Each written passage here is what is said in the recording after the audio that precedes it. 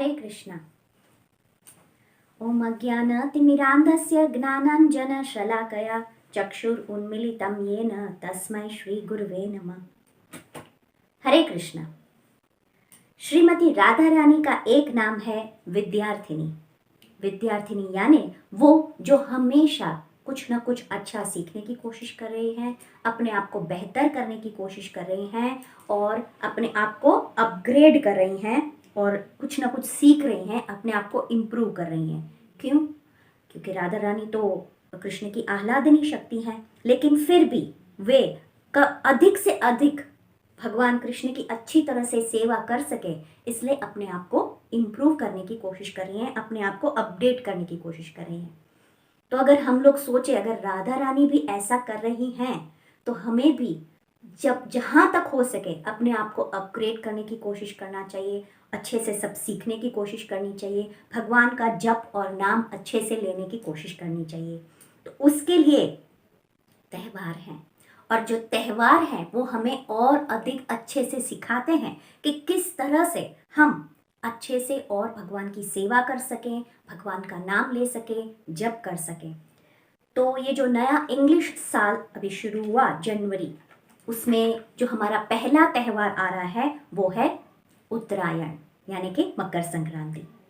तो उत्तरायण का त्यौहार जो है उसकी बहुत महिमा है और उसमें भी वैष्णवों के लिए वो बहुत ही महिमावंत है। तो सबसे पहली बात तो ये है कि मकर संक्रांति में जो सूर्य है वो उत्तर की तरफ जाता है, दक्षिणायन से वो उत्तरायण की तरफ जाता है, यानी कि सूर्य जो है वो मकर राशि में प्रवेश करता है और मकर संक्रांति के दिन ही देवताओं का दिन शुरू होता है। तो जैसे हमें पता है कि हमारा जो पूरा साल है उसमें 12 महीने होते हैं, तो जो पहले 6 महीने हैं वो देवताओं का दिन है और जो पीछे के 6 महीने हैं वो देवताओं की रात है, यानी कि हमारा एक साल वो देवताओं का एक दिन है। तो जो शुभ शुरुआत है मकर संक्रांति से होती है और इसीलिए मकर संक्रांति बहुत ही शुभ दिन है। उस दिन जप तप दान स्नान इत्यादि का बहुत ही ज्यादा विशेष महत्व है। तो हमें जितना हो सके मकर संक्रांति के दिन ये सब करना चाहिए। और मकर संक्रांति अगर देखा जाए तो हमारे पूरे देश में बहुत अच्छे से मनाई जाती है। जैसे कि अगर देखा जाए तो असम में इसे माघ बिहू के नाम से मनाया जाता है, पंजाब में इसे लोहरी के नाम से जाना जाता है। मकर संक्रांति के एक दिन पहले रात को आग जलाई जाती है और ठंडी को बाय बाय किया जाता है और सूर्य के प्रकाश को और अग्नि को और उसकी ऊष्मा का स्वागत किया जाता है। और तमिलनाडु में इसे पोंगल नाम से पहचाना जाता है और वहाँ का वो न्यू ईयर है और पोंगल बहुत ही धूमधाम से मनाते हैं। 4 दिन का वहाँ पे वो लोग ये उत्तरायण का फेस्टिवल मनाते हैं।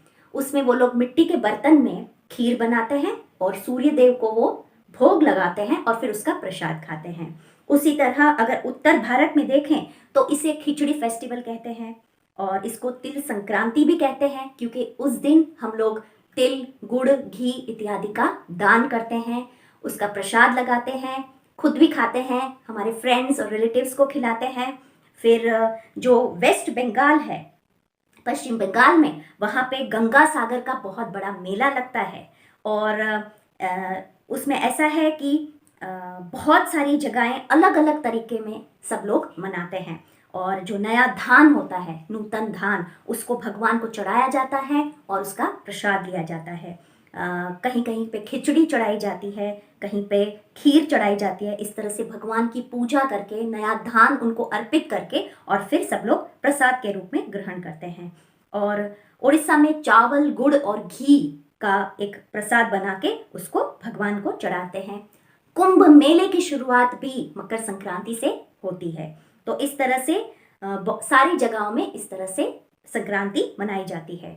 महाराष्ट्र में वो लोग तिल और गुड़ देते हैं, चिक्की जिसे हम लोग कहते हैं, और वो कहते हैं तिल गुड़ गया आनी गुड़ गुड़ बोला, यानी कि सबको तिल और गुड़ देते हैं और कहते हैं ये खाओ और मीठा मीठा बोलो। तो इस तरह से हमारे पूरे भारत में मकर संक्रांति अच्छे से सभी जगह मनाई जाती है। हमारे गुजरात में पतंगबाजी होती है, यहाँ पे पतंग जगाते हैं। तो लेकिन पतंगबाजी का ऐसा है कि पतंग इसलिए होता है कि पतंग को हम लोग उड़ाते हैं इसलिए ताकि हम सूर्य का स्वागत कर सकें, उनको बुला सकें। तो सूर्य के स्वागत में पतंग को जगाया जाता है। नेचुरली पतंग जगाते हैं तो सूर्य के सामने तो देखेंगे, तो उनसे प्रार्थना करनी है, उनसे शक्ति प्राप्त करनी है और उनको उनका स्वागत करना है। पतंग काटने का रिवाज कलयुग से शुरू हुआ, लेकिन उससे पहले सब लोग सिर्फ पतंग भगवान सूर्य नारायण का स्वागत करने के लिए जगाते थे या उड़ाते थे। तो इस तरह से जो पतंग जब हम उड़ाते हैं तो जैसे मैंने कहा कि कलयुग में काटने की प्रथाएं, हमारी जो संस्कृति है वो काटने की नहीं है। जब भी हम किसी की निंदा करते हैं, किसी का द्वेष करते हैं, तो जैसे कटी पतंग की हालत होती है, फटी होती है, किसी तार में उलझ गई होती है या किसी पेड़ पे लटक के, तो जैसा हाल पतंग का होता है। पतंग हमें सिखाता है कि अगर आप किसी से द्वेष करेंगे, किसी को काटने जाएंगे या फिर किसी की निंदा करेंगे तो आपकी भी हालत ऐसी होगी। तो इस तरह से अलग अलग जगहों पे अलग अलग तरीकों से ये मकर संक्रांति को मनाया जाता है। एक और महिमा मकर संक्रांति की ये है कि सूर्यवंश के राजा भगीरथ महाराज ने तपस्या करके गंगा जी को इस धरती पे अवतरित किया था और उनके पूर्वजों का उद्धार करके जो भगवती गंगा है वो कपिल मुनि के आश्रम से होते हुए पश्चिम बंगाल में जो सागर है वहां पे जाके मिली थी। तो जिस दिन वो समुद्र में विलीन हुई वो दिन ये मकर संक्रांति का दिन था। इसीलिए वहां पे गंगा सागर करके एक बहुत बड़ा मेला आयोजित किया जाता है। वहां पे सब लोग स्नान, ध्यान, तप, अनुष्ठान और यज्ञ करते हैं और दान का बहुत महत्व है।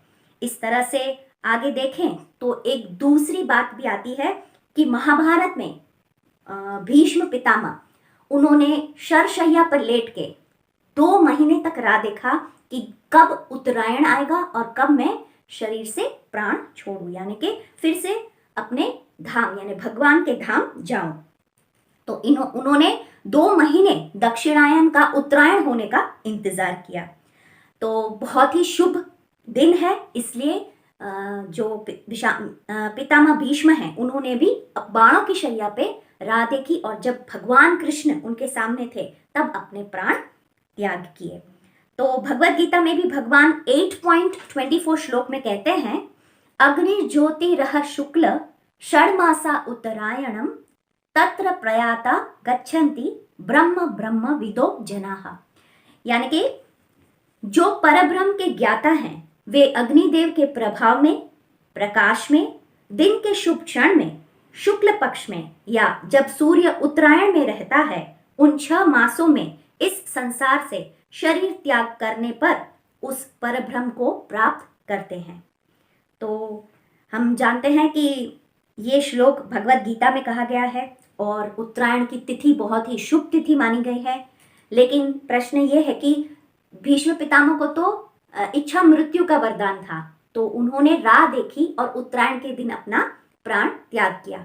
लेकिन हमें तो पता भी नहीं है कि कब मृत्यु आएगी, हमें किसी भी क्षण मृत्यु आ सकती है। तो इसके लिए भगवान कहते हैं कि जो भक्त होता है उसके लिए दक्षिणायन हो या उत्तरायण हो उसे फर्क नहीं पड़ता, क्योंकि उसके लिए सारे समय शुभ होते हैं, क्योंकि वो भगवान का नाम ले रहा है, महामंत्र का जप कर रहा है, भगवान को फूल चढ़ा रहा है, भगवान को भोग लगा रहा है, संतों की, साधुओं की और वैष्णवों की सेवा कर रहा है, भगवान की सेवा कर रहा है और वो भगवत गीता और भागवतम का पारायण कर रहा है। इसलिए उसे ये सब सोचने की जरूरत नहीं है कि कौन सी घड़ी मंगल है कौन सी नहीं, उसके लिए तो सब कुछ ही मंगल है। इसलिए जितना हम भगवान का नाम का जप करेंगे उतना ही हमारे लिए ये फायदा होगा। तो इसीलिए कहते हैं कि ये उत्तरायण से यानी कि मकर संक्रांति से हमें ये नियम करना है,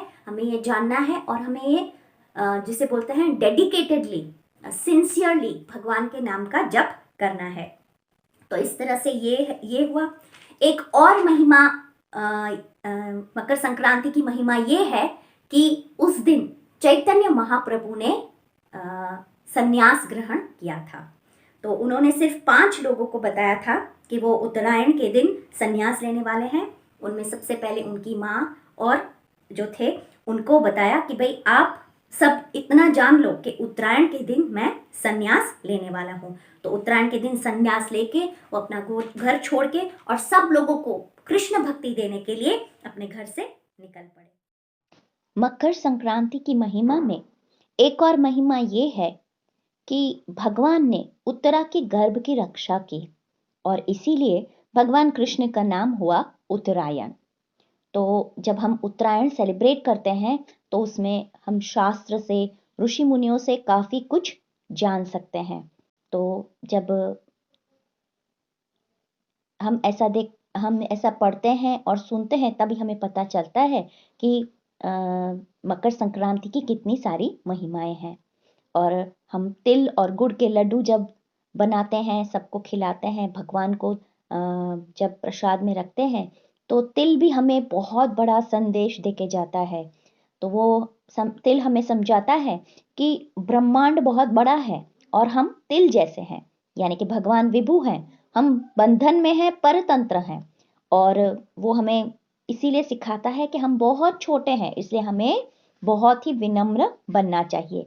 चैतन्य महाप्रभु तो यहाँ तक कहते हैं कि अगर हम इस जीवन में सिर्फ एक गुण ही जो विनम्रता का गुण है वो अगर हम अपने जीवन में लाते हैं तो हम इस जीवन से तर जाएंगे, यानी भगवान की हम पर बहुत बहुत कृपा होगी।